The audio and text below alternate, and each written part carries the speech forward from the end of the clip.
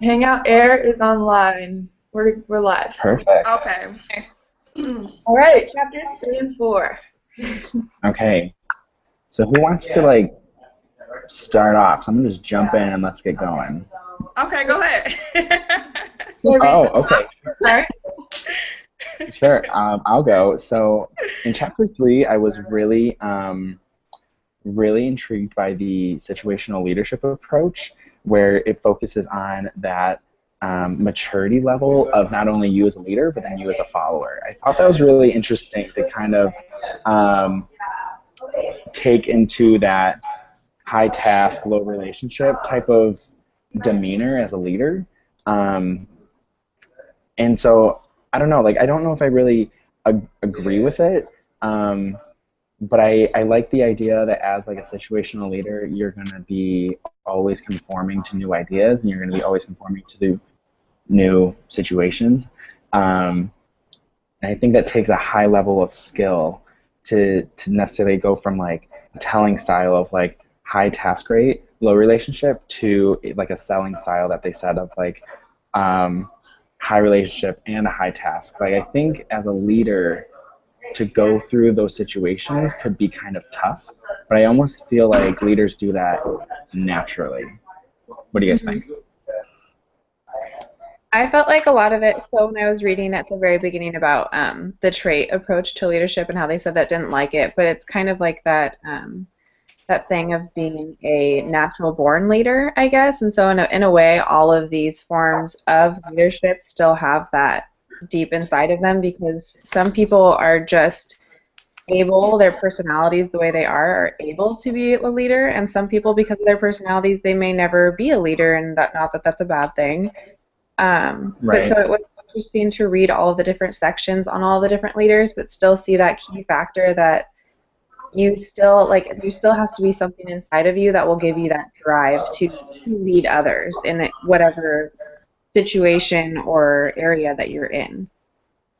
I agree with you. I think when you say not everyone's personality is going to be a natural born leader, I think that you can change the way you look at that into you have a different way of being a leader. There's laissez-faire type leaders, or just the kind of leaders that walk around the room. Like the example, I forget what it was called, the MSP or something in our textbook, but they walk around and give feedback individually to people that, instead of being a police officer, they'll just be a coach and give them feedback on whatever they're doing. And that's kind of more relaxed. It's not, you don't have to be a dictator style leadership, and I really like that. I really thought it was interesting also when I was doing the reading that the main definition of a leader, or I guess the main role is to motivate their followers. And I didn't like the way the textbook said that a good way to do that is to reward your followers, or create a reward for your followers. I think that's kind of a way to cheat, and it's a short-term solution to a bigger problem. And I don't know, I wanted your guys' feedback to discuss about that. A better way to motivate your followers. I was kind of thinking of showing empathy and communicating and understanding where your followers are coming from, on a more pure or equal level. I think sounds like a better solution than just trying to. So Lori, to kind of fill you in from last week, we had a really good discussion about the different types of leadership that we encounter. So Haley and I both work for Starbucks, so we were talking about how Starbucks really pulls in a culture-based type of leadership, where Jessica, being a Olympic swimmer, deals with a more abrupt or more direct form of leadership because of her coach. And then Jamiga having to working in food industry, that's just a whole different type of world that it's a very hierarchy type of leadership. That applies to me as well, because I do banquets, so it's in the food industry as well. So we have 6 captains that direct the group to set up for big functions and eventing the chapters. I've recognized Okay. different captains having each of the different leadership styles, which is funny. They're all different, and they each have those characteristics. And So, they do have to be motivating for the group to follow. I agree with that, too. so do you find in your situation, Lori, that if you have these 6 people that are all leading differently, Yeah. do you find that you relate personally or respond better to certain styles out of those 6? Yeah, the less hierarchy styles I do relate better with, the ones that encourage the group participation and want to hear feedback from the group versus the ones that just direct and order the group. Right. I like that style better. Yeah, I understand. Let me see. That is the democratic style. I like that one better than the authoritative, or I don't like the laissez-faire as much because they kind of, I do have some that just kind of set back and don't really lead the group as well. Right. But they do have different characteristics, and it's good to read about them and learn about them because it helps me recognize, what is necessary to be a leader for myself in the future, too. I like that. I like chapter 3 and 4 that discusses that.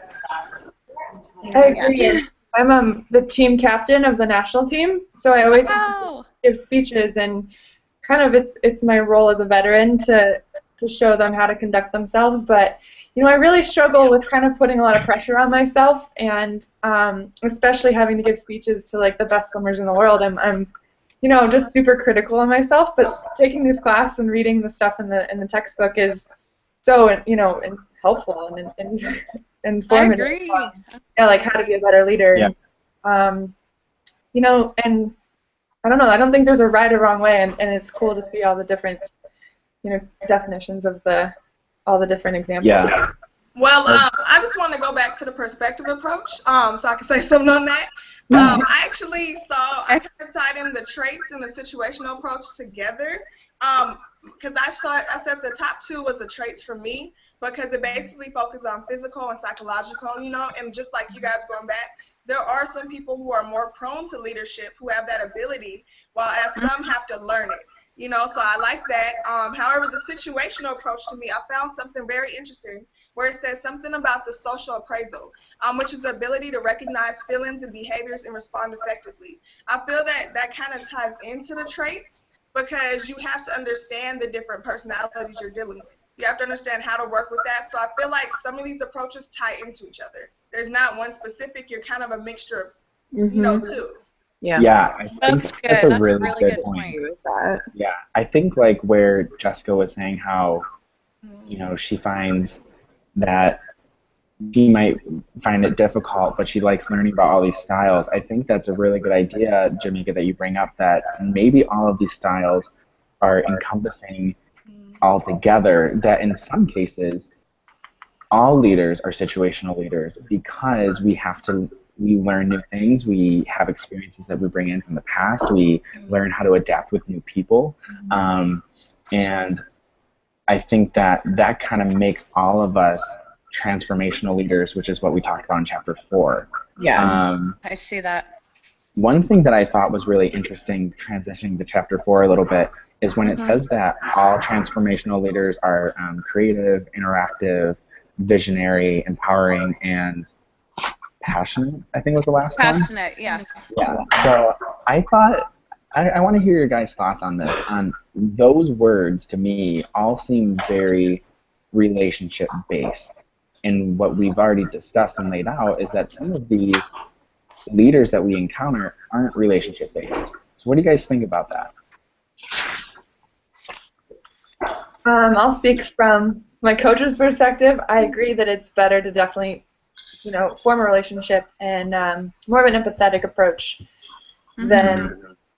I mean, it's absolutely, you're going to get better results. The people that you're leading, your followers, are going to be more, willing to cooperate. You're going to get better effort, better results, and it's going to last longer. I think the difference, when you're telling someone what to do on such a strict manner, I think they're going to do it, but they're going to resent you for it, and they're not going to want to continue doing it anytime again in the future. So I think, the more down to earth and communication style that you can be, I think the more effective it'll be long term.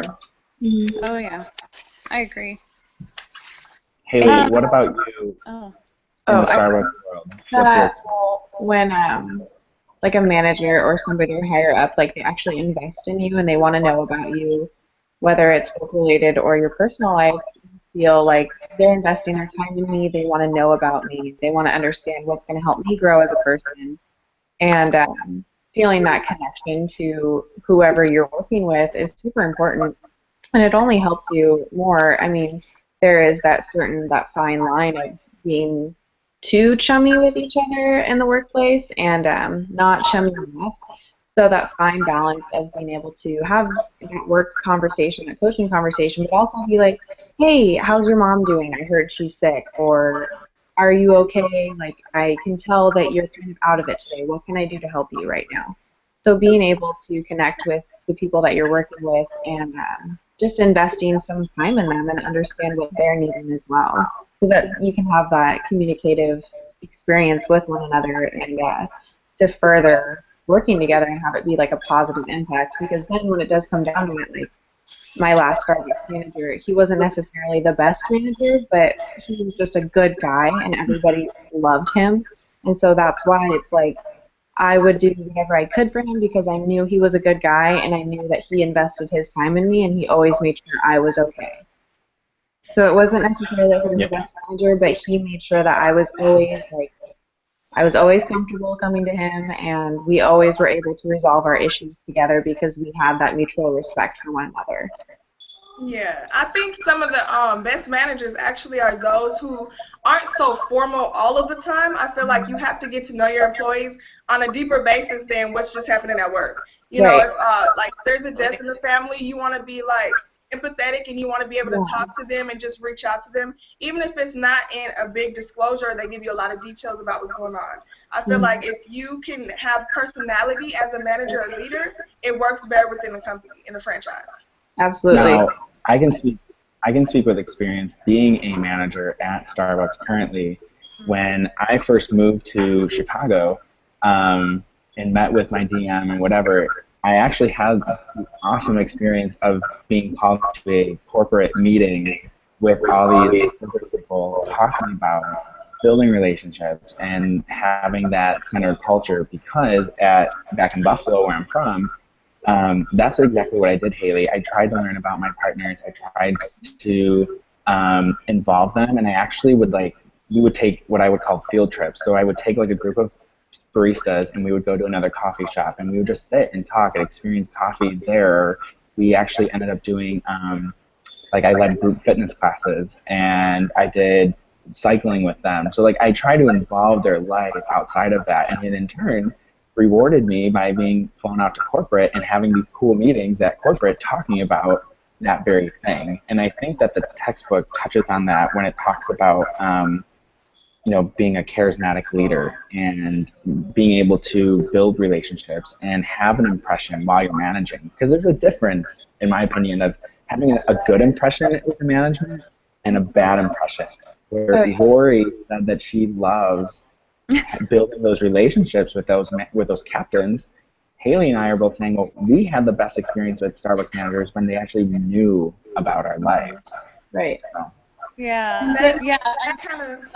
Oh, Do go you think ahead. that they can take it too far though, and kind of you lose a little bit respect if they're too interpersonal? Yes, I think so. Yeah. I think so. Yeah, at a point, yeah. I feel it's their job to motivate us to achieve, like the prompt says, how leaders can motivate followers to achieve goals. Yeah, that is so important because when you follow someone, you want them to be motivating, encouraging, inspirational, or you're not going to want to Right. do what they're asking. It's so important as a leader to have those characteristics.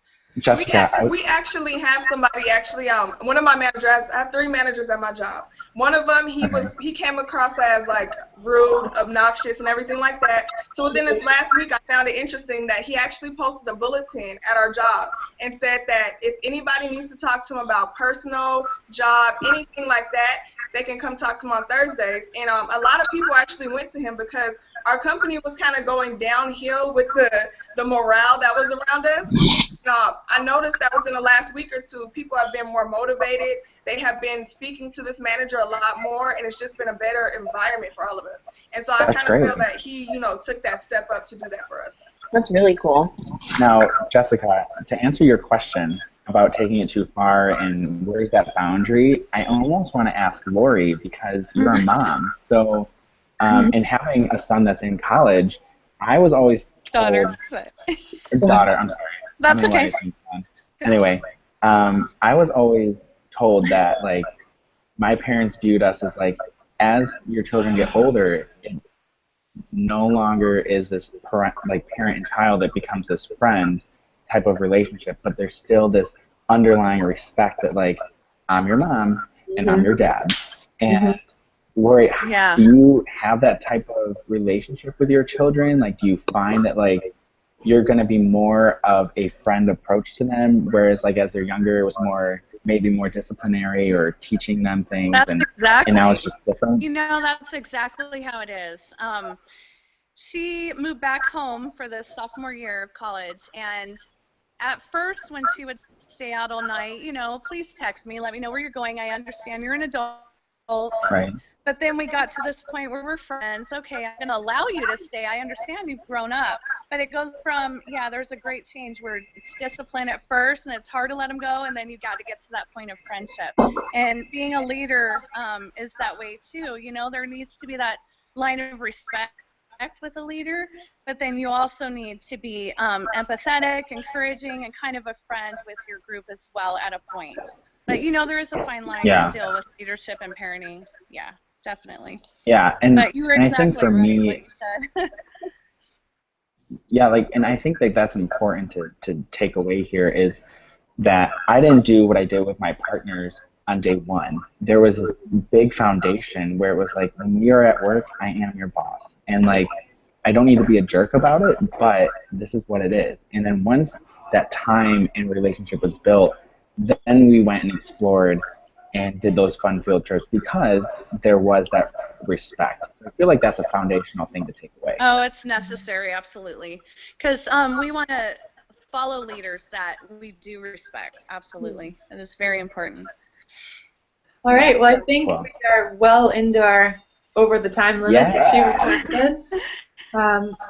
Did we answer everything off the prompt, do you guys feel? Do you want me to reread it and see if we answered everything on it? I feel like we did. Take a look. I think we did a good job. Yeah. We talked about our... Yeah, it says, as this week's readings and lectures focus on the various approaches to studying leadership, please discuss with your group which perspective or approach made the most sense to you. In considering the approach and theories presented, think about your own beliefs in leadership and how leaders can motivate followers to achieve goals. Absolutely. Great. Yeah, we did. Yeah, we did a really good job, guys. Okay. Thanks for another great week. Looking forward to seeing everyone next week, same time. Yeah. Have a good week.